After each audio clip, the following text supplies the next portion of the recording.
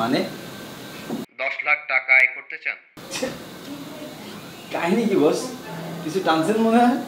50,000 টাকা অ্যাডভান্স আপনার ফ্ল্যাটের সামনে রাখা আছে। Go check it out. Nice boss, কাজটা আমি করছি। বস, লোকটা কি ভাড়াটে খুনি?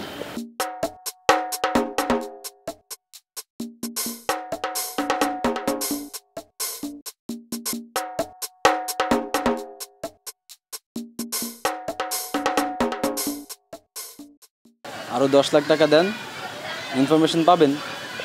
হোয়াট? 20 লাখ টাকা চাই আমার। জাল নোট রাখার শাস্তি কি জানেন তো?